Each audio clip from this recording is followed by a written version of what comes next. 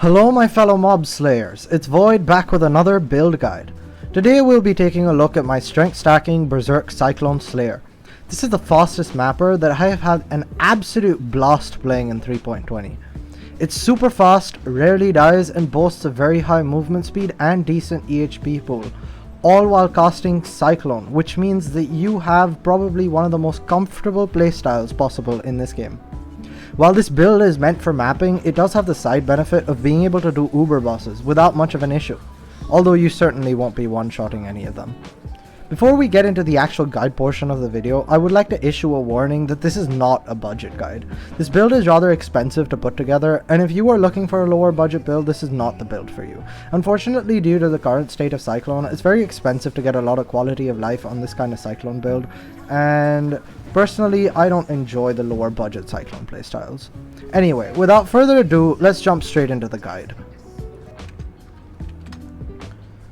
So now that we're in game, I'd like to discuss why we're doing what we're doing and how we're doing it. So anyway, the first thing is why strength stacking, why this build, why chaos damage. Well, number one, I dropped Original Sin. I really wanted to use this ring. I got this ring when I did my no-hit run on my Rage brand build, which was my previous video. If you haven't already checked that out, please do.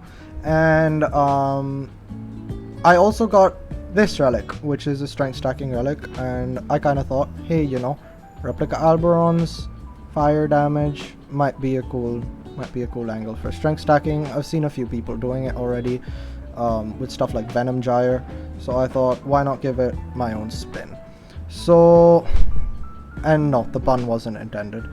Anyway, so replica Alberon's Warpath gives you a lot of flat chaos damage per strength, right? And the relic gives you a lot of flat fire. Now the problem is replica Alberon's Warpath usually says cannot deal non-chaos damage, but Original Sin helps us bypass this, so we can basically, with these three items, we now have a lot of flat fire to our attacks, which is then converted to flat chaos, and then of course the boots give us a lot of flat chaos. In addition, we also get flat fire on our weapon from the Hunter mod, which says 2 to 4 fire damage with attacks per 10 strength. This basically gives us even more flat fire damage to stack on top of all of this flat damage, so we basically get a ton of flat damage per strength. Now, the thing is, strength stacking isn't just a one-trick pony. It doesn't only give you flat damage, it gives you everything. And when I say everything, I literally mean everything. It'll give you percent damage through Battle Mage's Cry, as well as having as well as Iron Will. Now the reason this works is because strength typically gives you 5 strength. Every 5 strength you get 1% melee physical damage. The problem is this is melee physical damage, we deal chaos damage. So how do we solve this? Iron Will converts that melee physical damage into spell damage, and then Battle Mage's Cry converts all of that spell damage into just attack damage, thanks to Red Blade Banner. Red Blade Banner makes it so that our Battle Mage's Cry always applies at its maximum effect, which means we're converting all of our spell damage from Iron Will at 100%, 150% of that value into attack damage. Now, the even better part about this is that it scales with things like Warcry buff effect, basically making Warcry buff effect incredibly strong for our percent damage scaling. You can get Warcry buff effect on your helmet, however, I chose not to do this. I will get into why later. Now, another benefit of strength stacking is that we also get AoE. We get increased area of effect per strength, we get crit chance per strength, and we gain accuracy per strength. This basically solves a lot of issues that you would typically have, especially with Cyclone, which I will now explain why I'm playing Cyclone. But this basically makes the quality of life issues of solving things like accuracy or crit and area on Cyclone especially way easier, which just makes strength stacking the perfect package. Now, why Cyclone? Well, typically Cyclone lacks AoE damage and movement speed, which is a trade-off for being one of the most comfortable build skills to play in this game, in my opinion. Cyclone is incredibly cozy because you can attack while moving. Strength stacking basically solves two of these issues. We get a lot of AoE from our weapon, as well as, well, Sand Stance and Slayer. And we get a lot of damage just because we're strength stacking. Strength stacking just gives you, like I said, a lot of flat damage and a lot of percent damage. So basically solves two out of 3 of our issues. Now the problem is we still have that third issue of how do we solve movement speed. Somehow strength stacking also solves this. Now one thing I didn't mention is that strength gives you a lot of life. Strength basically also solves your defenses. I know, crazy, right? It solves everything. So strength gives you a lot of flat life, and the benefit of this is because you have such a high flat life pool, that means when you equip Calm Spirit generates 1 rage for every 100 life recovery per second that you would typically get from regeneration.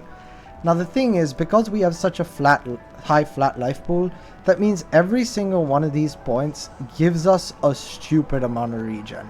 Which means, without much investment at all, I think I have a Divergent Vitality level 21. Divergent just gives us a little more damage. But with a Vitality level 21 and just a few nodes on the tree, we have like 8 rage regen per second.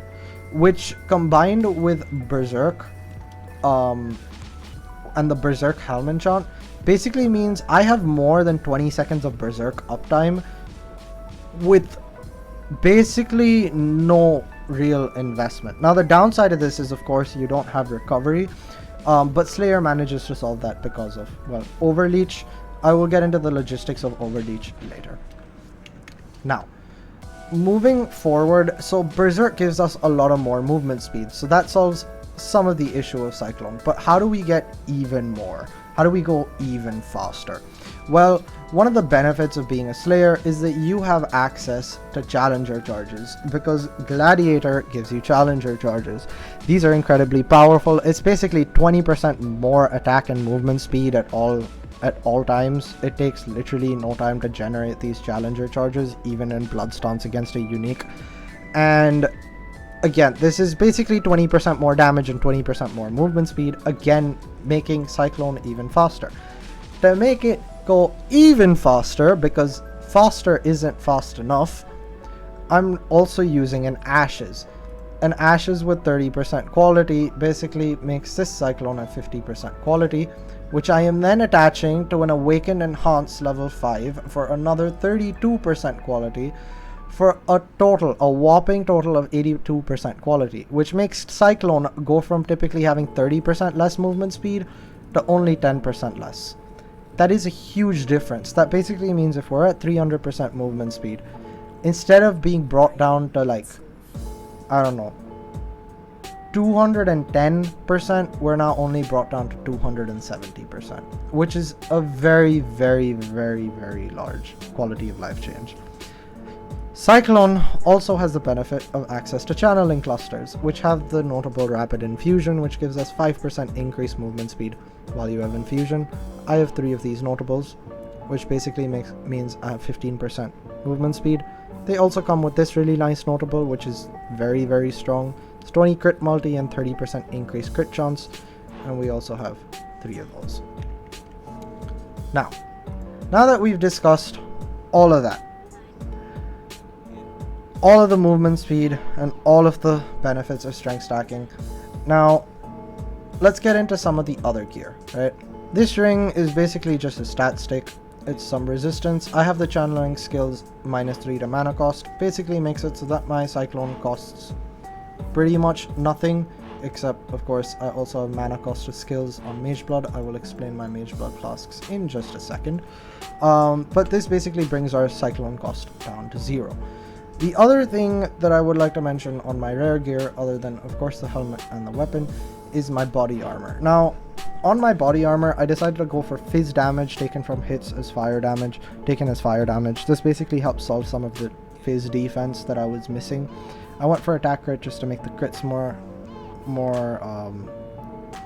consistent, and more importantly, I decided to go for explode mod. Now, typically on strength stackers, you would see them use an Iron Fortress. Now, Iron Fortress is an incredibly powerful chest, especially on a strength stacker, because it basically increases your percent damage bonus from strength by a ton.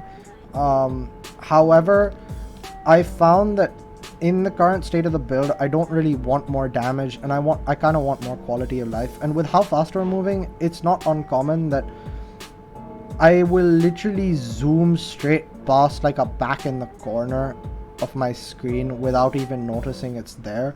And having an explode mod on my chest basically makes it so that whatever mob I kill within my cyclone radius, which is huge, will explode whatever's on the edge of my screen, and basically makes it much more cozy to play. I don't have to like run around into every nook and cranny trying to kill every single mob, and it basically makes this a lot more comfy to play. Now this chest is actually very badly crafted. I would recraft this 10 out of 10 times if I had the chance, but I was really short on currency when I made this craft. I would prefer to have % life instead of the chance to block attack damage, and I would also probably prefer to have % strength instead of the attack crit. However, I'm kind of debating that last mod. Now finally, of course, Mage Blood. This belt is just kind of stupid. It solves everything. It solves our mana cost, it helps us get a ton of crit, it gives us a lot more move speed, and gives us a lot of elemental resistance. And that's basically the gist of it. It also gives us some armor so that we have a little better of an armor total. As you can see, we have around 20k armor. And finally, we use Progenesis. Now, Progenesis is incredibly strong. I really like this flask. It's basically stopping us from getting one shot. Also, our Chaos Res isn't the best because, again, we're really starved for both affixes and other stuff because we have a lot of uniques in the build, right? So having a Progenesis, having that Chaos Res, as well as the 25% damage taken over time is really useful, especially with the insane amount of recovery that Slayer provides through Overleech. Basically means that you will never die in a mapping scenario. One last thing I would like to mention before we move to the skill tree is Hypothermia. Now, I am using an Awakened Enhance for movement speed. However, you can use a Hypothermia if you want more damage and if, well, the move speed is too much. Hypothermia gives you quite a bit more damage, and I typically never swap to Hypo because I have enough damage even with Enhancing. However, if you're perhaps on a more budget approach when you're doing like a boss or something, you can probably consider a gem swap to Hypothermia. All of the gameplay at the start of the video, by the way, doesn't have Hypothermia in. All of that is with Enhance. So again, this is just a huge more damage multiplier. I'm basically running on a 5 link right now, so again, 5 to 6 link, big damage difference. Now moving on to the tree, why Slayer? I'd like to focus on this first. So Slayer, again, is very, very cozy because with comms, you lose all your life regen. So having Overleech is so strong because it basically gives you all the recovery you need. This leech is so stupidly strong that while farming Gift of the Goddess, you take little to no damage from traps. As well as, like, you can stand in really stupid degens in maps like Caustic Ground, or even like inside like one of the Shaper degens or like the Maven degens, without really being very scared of them, because this is just an absurd amount of recovery. It's like 1300 life per second. Second is, of course, Slayer has the benefit of accessing Challenger charges, which typically you wouldn't get on Berserker or Occultist. And it's also positioned much better on the tree than Occultist. I really don't want to path all the way through all of these nodes, especially when we have so many premium nodes. You know, this gives us basically 4 or 5% movement speed, and it's a very, very point tight tree. So having a very, very compact pathing also helps a lot. The last benefit of the Slayer is, of course, a lot of AoE. It gives you a stupid amount of AoE from this node, and it also solves accuracy. Again, my chance to hit evasive monsters is 100%, and that is purely because I'm playing Slayer. If I wasn't Slayer, I doubt this would be 100%. Now, moving on from this, Slayer also gives you a ton of damage, you know, 20% cull, stuff like that. So it's also very, very good damage ascendancy. So overall, I believe it just provides the best package of utility and damage, as well as survivability, especially from overleech. That just makes it a very, very cozy ascendancy to play. Now, moving on from this, our skill tree is actually fairly straightforward. In terms of the jewels, we're choosing again Forbidden Flame and Flesh to get Arena Challenger. We're also using one rare jewel with Corrupted Blood cannot be inflicted on you, as well as 2 split personalities. Split personalities were very, very cozy to fit in the build, because even though I am technically pathing for my split personalities, if I wasn't pathing like this, I'd probably take 10 strength and 10 strength here instead of these 2 nodes, and it's the same amount of points. So not using split personalities is kind of like just worse. And these give us 50 strength and 50 life each, so altogether this is like 100 flat strength and 100 flat life. We have a lot of percent scaling. Just for reference, if I was to take both of these out, I'd be down at 1257 strength, and I'd be down like 400 life. So again, these are very, very strong. We're also using 12 passive clusters. Our 12 passive clusters have 35% increased effect, D1 life, D1 all attributes, and D1 strength. This basically makes it so that every small node gives us 5 all attributes, 13 spell damage, 13 life, and 10 strength. Spell damage again is very, very potent because of Battle Mage's Cry converting them at 150% of its effect, which is then scaled by Warcry buff effect.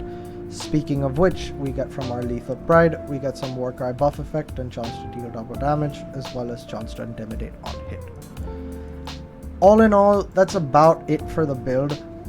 Now, one thing I did forget to mention is that the Explode mod on the chest is Fizz Explode, and again, our Bootsake cannot deal non-chaos damage. Original Sin only converts elemental damage to chaos damage, so the Fizz explosions wouldn't actually do any damage. However, I saw this by getting 20% of my physical converted to chaos damage on my weapon. Now, of course, this isn't divine, this isn't even tier 1, it's a very average weapon.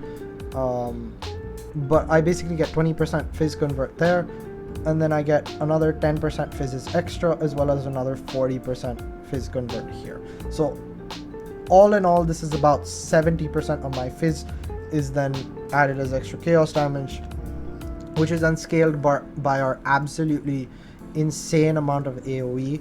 As I will right now show you, we have a lot of AoE. Yeah, that Cyclone is pretty big.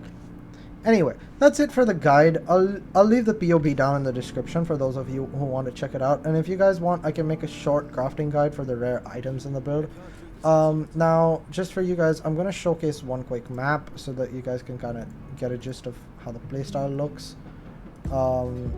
It's kind of fairly straightforward. So, basically, at the start of the map, I have Blood Rage on left click.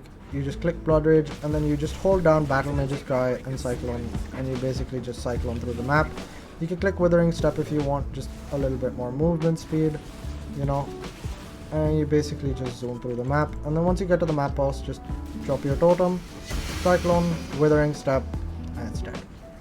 Again, very cozy playstyle.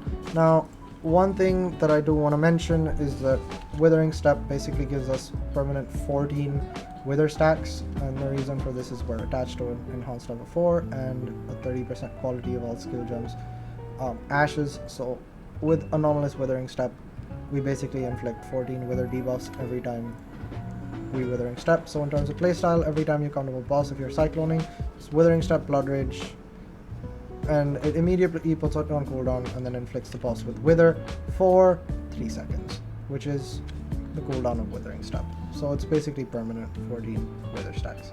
Anyway, thanks for watching, leave a like and subscribe for more content, and please take care and keep blasting.